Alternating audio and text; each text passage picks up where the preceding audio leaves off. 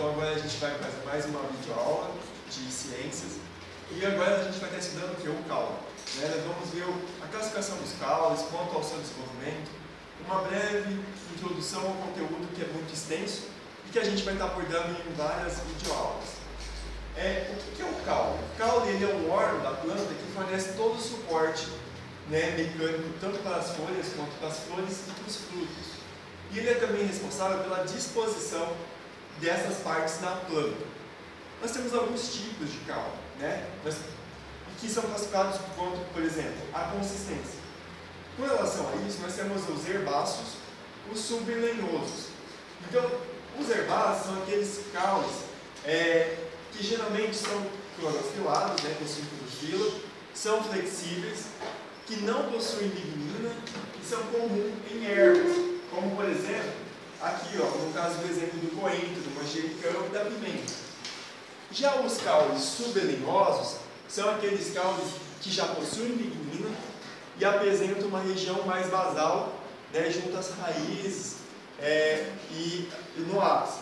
E ela ocorre em muitos subarbustos, como por exemplo na alfabaca.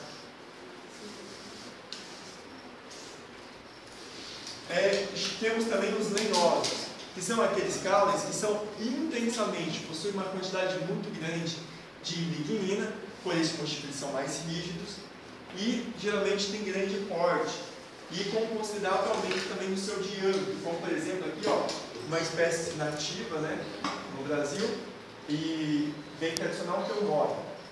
Já com relação ao desenvolvimento do caule, nós temos com relação ao hábito dele.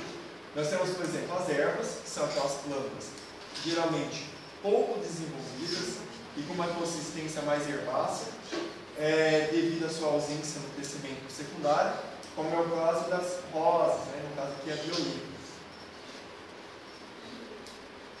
Os subarbustos, né? Que são aquelas plantas que elas alcançam até um centímetro e meio de altura e que os ramos são sublenhosos, como é o caso daqui do chumbinho, propriamente conhecido como chumbinho, que é a lantana camara.